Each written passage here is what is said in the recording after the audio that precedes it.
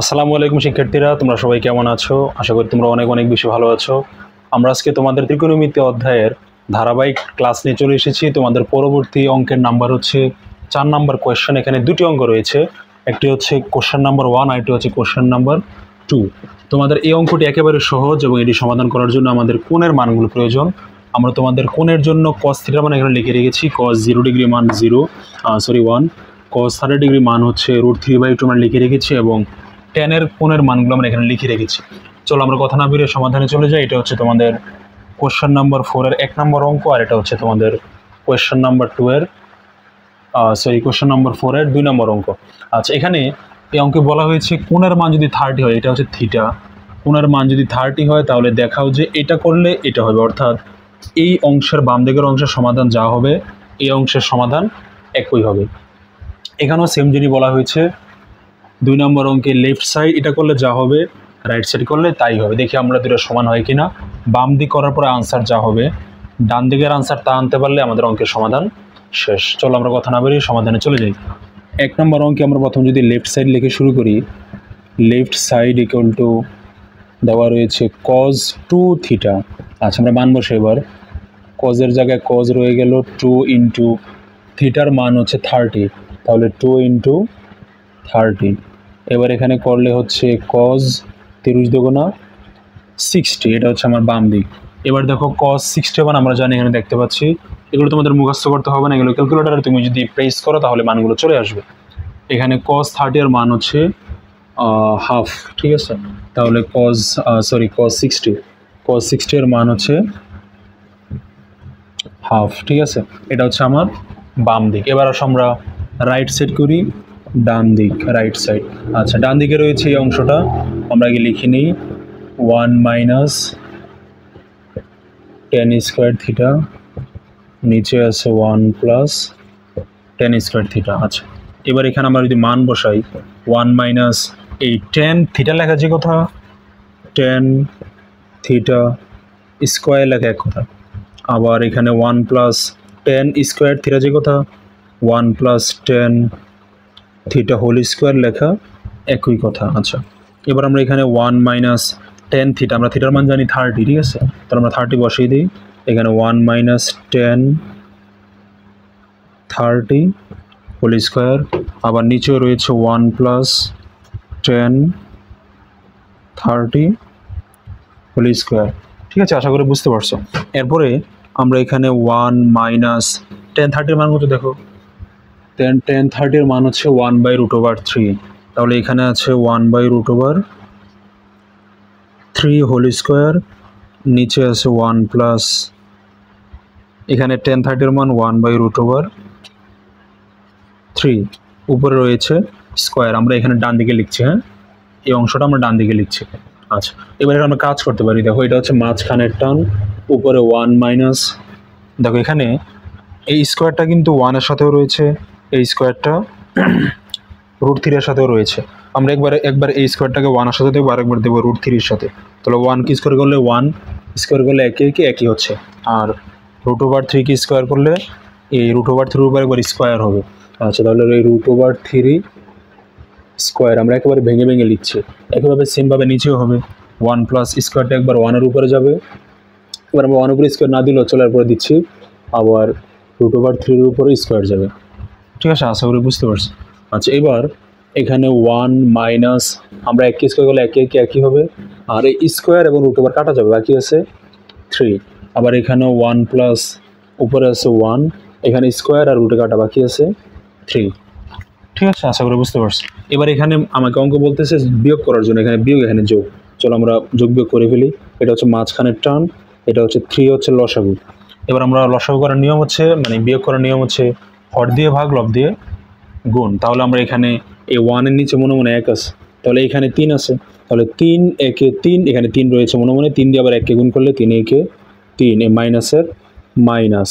আচ্ছা, আবার এখানেও 3 একে 3, হর দিয়ে ভাগ লব দিয়ে গুণ, 3 একে 3, 1 রয়েছে, 1 দিয়ে গুণ করলে 1 একে 1, একেবারে সেম কাজ নিচেও হবে। 3 এবং মনে মনে 1 আছে, 3 এবং 1-এর লসাগু 3। এবার আমরা যদি ভাগ করি, 1-এর নিচে মনে মনে 1 আছে, তাহলে এখানে 3 থাকতে হবে, 3 জাস্ট নামতা পড়তে হবে, 3 একে 3, এখানে 3 আছে, 3 দিয়ে আবার একে গুণ করলে 3 একে 3 প্লাসের প্লাস 3 একে 3, 1 দিয়ে গুণ করলে 1 একে 1। ঠিক আছে, এবার আমরা একটা কাজ করি। দেখো এই পুরোটার সাথে এই পুরোটা কিন্তু ভাগাকারে রয়েছে। ঠিক আছে, ভাগাকারে রয়েছে, আমরা এখানে বিয়োগটাও করব, যোগটাও করব, পাশাপাশি ভাগটাকে আমরা গুণাকারে সামনে নিয়ে যাব। তাহলে আমরা এটাকে এভাবে লিখতে পারি, এখানে রয়েছে, নিচে রয়েছে 3 আর 3 থেকে 1 গেলে 2 থাকতেছে ইনটু, এখানে 3 আছে নিচে, 3 চলে যাবে উপরে, আমরা যখন ভাগটাকে গুণাকারে নিয়ে যাব 3 চলে যাবে উপরে, আর এখানে 3 আর 1 4 চলে আসবে নিচে। এবার আমরা কাটাকাটি করি, এই যে 3 3 কাটা, আর এখানে কাটাকাটি করলে 2 একে 2, 2 দুগুণা 4, তাহলে উপরে আছে 1 আর নিচে আছে 2। খেয়াল করে দেখো আমাদের অঙ্কের লেফট সাইড যা ছিল, অর্থাৎ বাম দিক করাতে যা হয়েছে রাইট সাইড করাতে কিন্তু একই মান এসেছে। তাহলে আমরা বলতে পারি শেষ মুহূর্তে, সুতরাং লেফট সাইড সমান সমান রাইট সাইড। আমাদেরকে বলা হয়েছে দেখানোর জন্য, দেখাও যে, এবার আমরা জানি দেখানো ইংরেজি শো, তাহলে শো দিয়ে দিলাম, আর লাস্টে যদি ইডি দেই তাহলে হয়ে গেল শোড, মানে দেখানো হয়েছে। ঠিক আছে, এটা হচ্ছে তোমাদের কোয়েশ্চেন 4-এর 1 নম্বর অংশ। চলে আসো কোয়েশ্চেন 4-এর সেকেন্ড পার্ট। এরপর দেখো শিক্ষার্থীরা, সেকেন্ড পার্টে বলা হয়েছে এখানে লেফট সাইড থেকে আমাদের রাইট সাইড প্রমাণ করতে হবে সমান। আমরা যদি প্রথম লিখে ফেলি লেফট সাইড বাম পক্ষ tan 2 থিটা, ঠিক এই অঙ্কটার মতো, হ্যাঁ, tan 2 থিটা। এবার আমরা tan লিখে নিচ্ছি 2, আর থিটার মান হচ্ছে 30। ঠিক আছে, তাহলে থিটার মান হচ্ছে 30। এবার আমরা গুণ করলে পাচ্ছি tan 60 ডিগ্রি। এখন tan 60-এর মান কত? দেখো tan 60-এর মান রয়েছে √3, তাহলে বাম দিকের আনসার √3। ঠিক আছে, অঙ্কগুলো একেবারে সহজ, কোণের মানটা বসালেই দেখা গেছে আমাদের অঙ্ক শেষ। ঠিক আছে, এখানে আমরা এখানে লিখেছি সংজ্ঞায়িত, এটা হচ্ছে অসংজ্ঞায়িত, অর্থাৎ tan 90 ডিগ্রি মান হচ্ছে অসংজ্ঞায়িত, অসম্ভব যেটাকে বলে। আচ্ছা, এবার আমরা দেখি রাইট সাইড করলে কি হচ্ছে। এটা হচ্ছে লেফট সাইড, চলে আসো রাইট সাইড।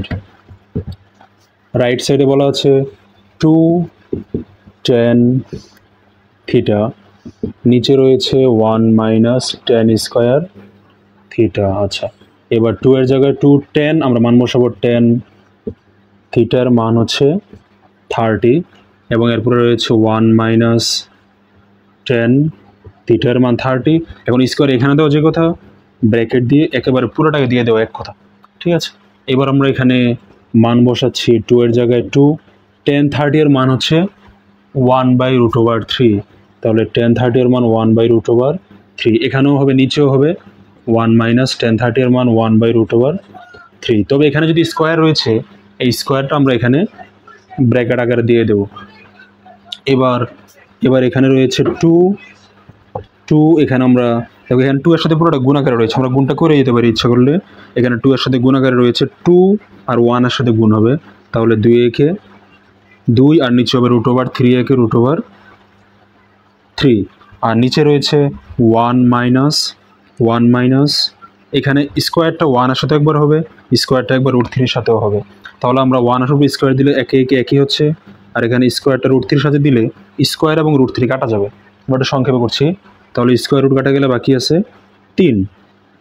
ঠিক আছে, এই হচ্ছে কথা। এবার আমাদের অঙ্ক আমাদেরকে বলতেছে এখানে নিচে বিয়োগ করার জন্য, এখানে একটা বিয়োগ রয়েছে, চলো আমরা এখানে বিয়োগটা করে ফেলি। আসো আমরা অপর অংশটা এই সাইডে করতে পারি, সমান সমান উপরে রয়েছে 2√3, আর নিচে রয়েছে বিয়োগ করেছিলাম নর্মাল বিয়োগ। ঠিক আছে, 3 হচ্ছে লসাগু, 3 একে 3, হর দিয়ে ভাগ লব দিয়ে গুণ, 3 একে 3, আর এখানে আছে 3 একে 3, একে একে 1। আচ্ছা, এবার এই মানের সাথে এই মানটা কী আকারে রয়েছে বলো? এই দুটো মান রয়েছে ভাগাকারে। ঠিক আছে, আমরা এখন এটাকে উল্টে দিয়ে গুণ করে ফেলবো। তাহলে এখানে আছে 2√3, 3 চলে যাবে উপরে, আর এখানে 3 থেকে 1 গেলে 2 চলে আসবে নিচে। এবার দেখো এটা কাটা। আচ্ছা, এখানে আমরা একটু সামান্য একটু বুদ্ধি খাটাবো। দেখো এখানে নিচে √3 রয়েছে, কিন্তু এখানে আছে ডাইরেক্ট 3। আমরা জানি যে √3 দ্বারা বোঝায় অর্ধেক 3। তাহলে আমরা কাজ করি, এটার সাথে মেলানোর জন্য 3 লেখা যে কথা, 2 বার √3 লেখা এক কথা। আমি আবার বলছি, এখানে এই 3 দ্বারা বোঝায় একটা পূর্ণ 3।